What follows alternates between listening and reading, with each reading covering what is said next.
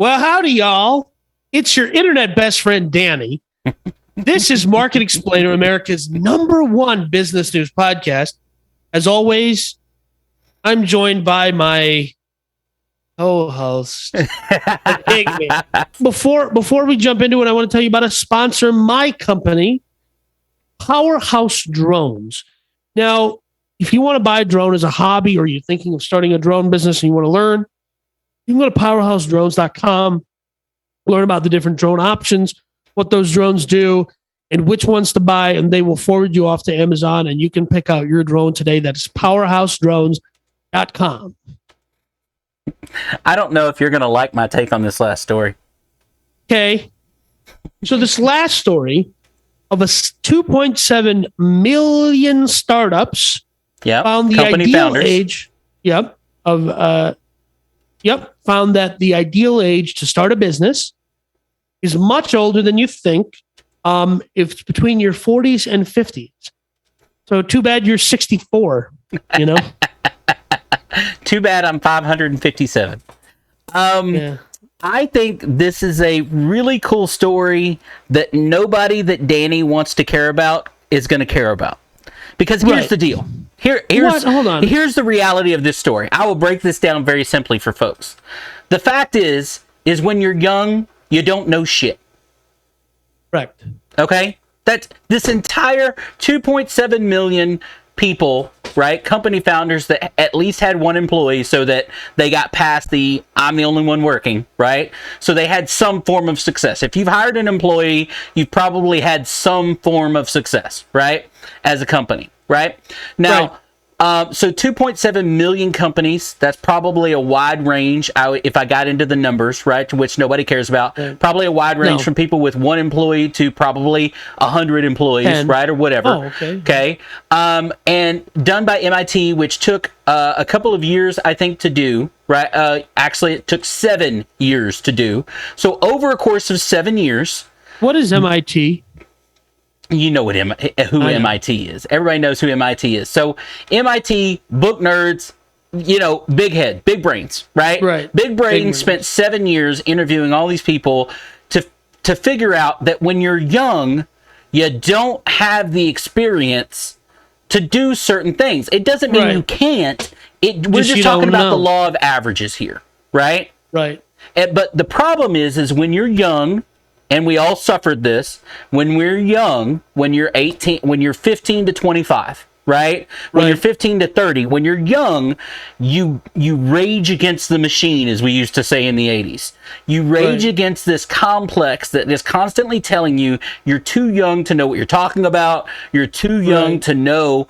Well, guess what? Statistically speaking, these old folks were right. They're always right. They're still right. Now, that doesn't change the fact that, like we said in the previous story, that you can't be the exception. You can be the 18-year-old that develops an app in a new way that becomes a millionaire. You can be a 25-year-old that starts a company that 15 years down the line becomes the next Amazon, right?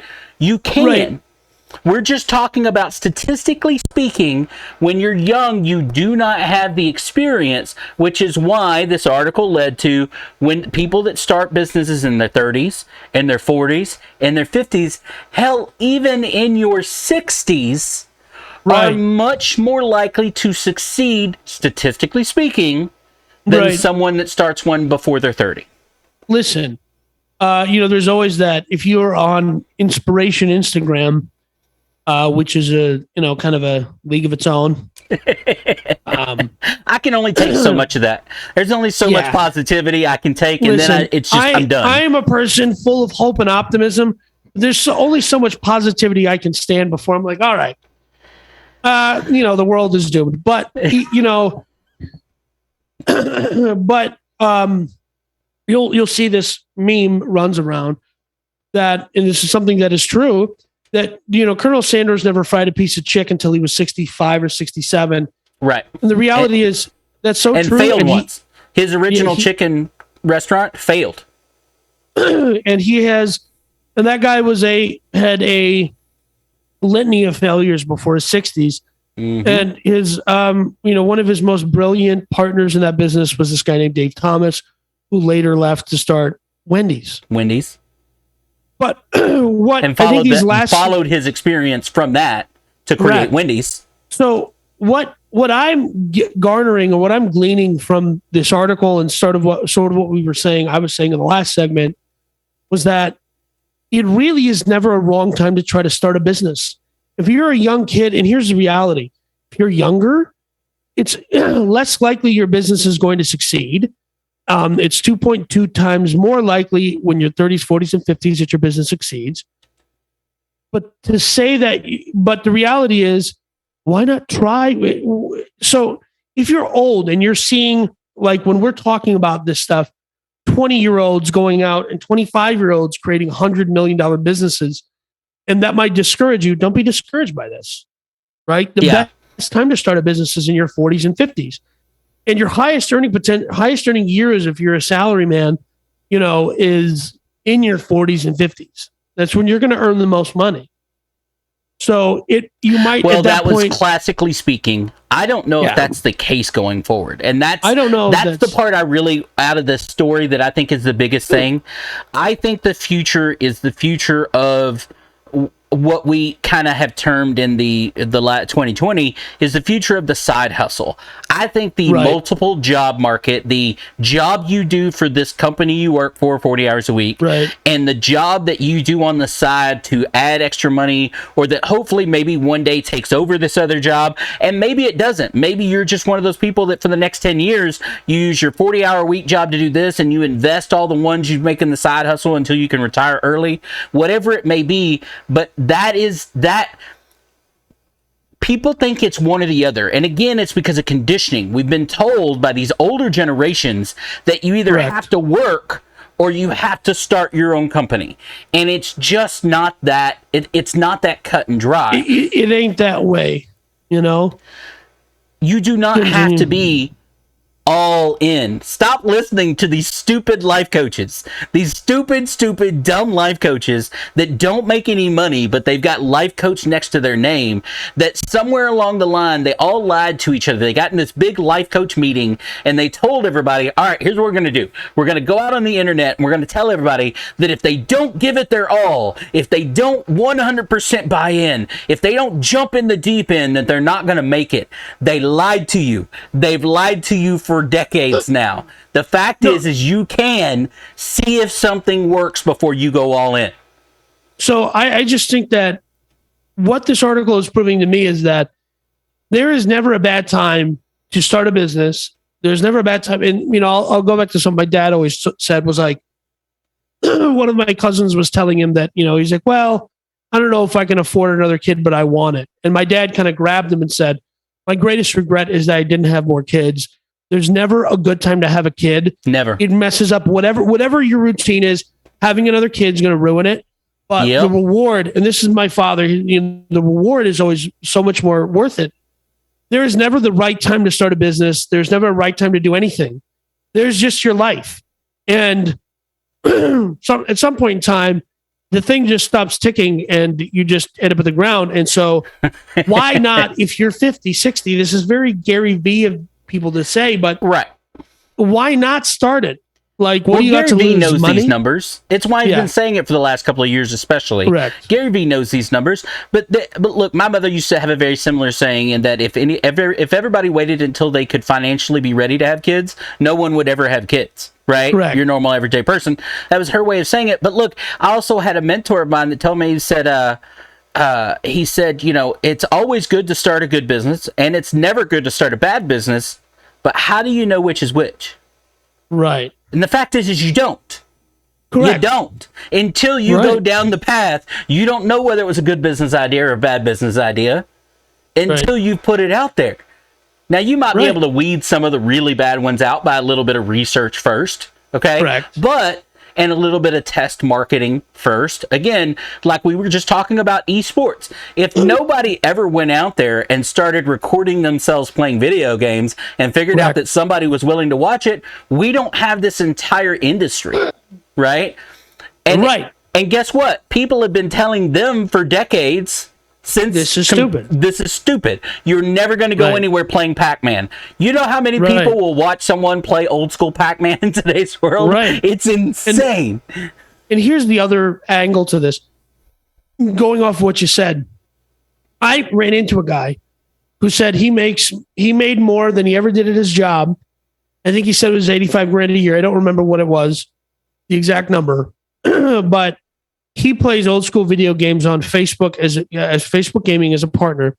Right. And when I heard that, I thought, well, gee, it's like I play N64 games and Sega games. And I'm like, that's old school games? Because those are what I played as a kid. And I was like, that makes me old.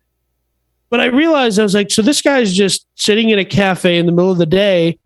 And he said, yeah, I play 6 hours a day. So he's like, I play 3 in the morning, 3 in the afternoon. And it struck me as like, it's not a lot of money. $85,000 a year is not a lot of money. That's more than the average American makes working their backs. Thing. There's a study that says something along the lines of your happiness does not increase over $70,000 a year.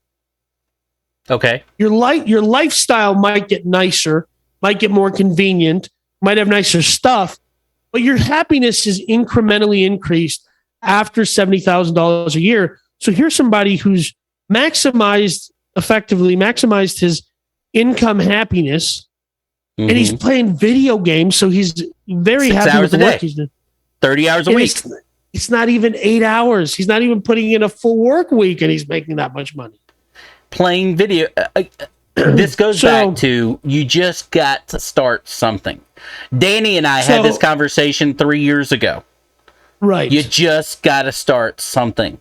And it took 2 years, and then we started this. Right.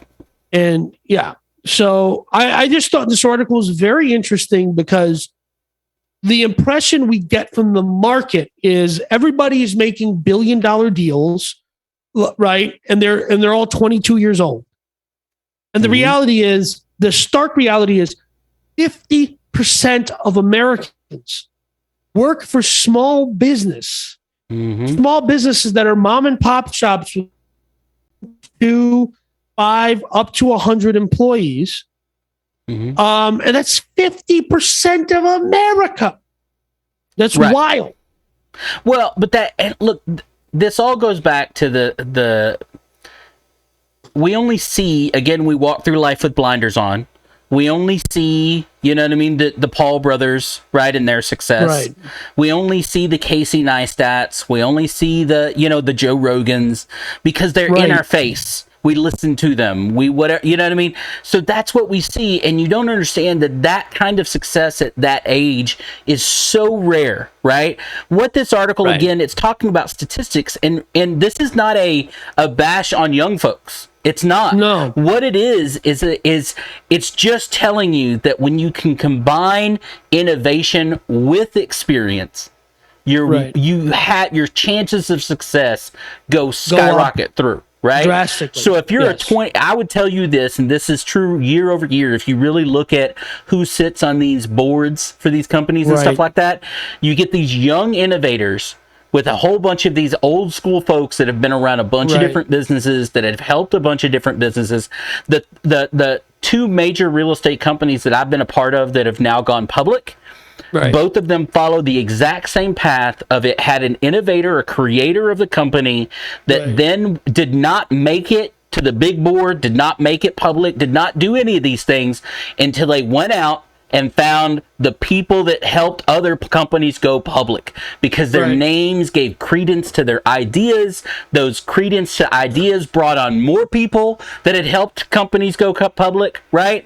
And so on and so forth. It's just experience. Yeah, and the Google boys came up with Google, and then the company was ran by Eric Schmidt in 80s, I think it was like an 80s corporate raider. I don't remember who or what Eric Schmidt was. And he ran it for a very long time. He brought it to super, levels before he turned the company over back to the boys. And then they turned it over to Sundar Pichai. And he may not have even understood what their product was, because that's the interesting thing. That. I don't think he had a clue what the heck they were doing, right? Because he stayed in his lane, right? Yes. He his understood the lane corporate was to side. do with what his experience, and this goes back to kind of the Right. Robert Kiyosaki thing. If you're a business manager and you're good at doing this, should you be doing your taxes? You're not a CPA. Why are you No. trying to be a CPA if you're not good at being a CPA? Right? I really believe in that. You cannot be everything. It's not the way your Right. business will grow. It's incorrect way Exactly. of thinking. You will not be able to sustain yourself. You have to surround yourself with people that are good at what they're being good at and let them do their jobs. I think Correct. we've taken up enough of people's time today, Danny. Right. Correct. Okay. So do you have one of your dumb sayings that you I want to don't- end the show with? I don't have any dumb sayings. I love your dumb Okay. sayings. It is not a dumb saying. I just want to let everybody know, despite what other people say, it is perfectly professional to take meetings at the Costco Cafe. No, it's all. not. Do not listen to Danny. If you have Costco in your backdrop, no. Don't Okay. talk to me. Okay. I take business meetings at Costco Cafe. That's all I'm saying. Of course you do. All right, folks. We'll see you next time.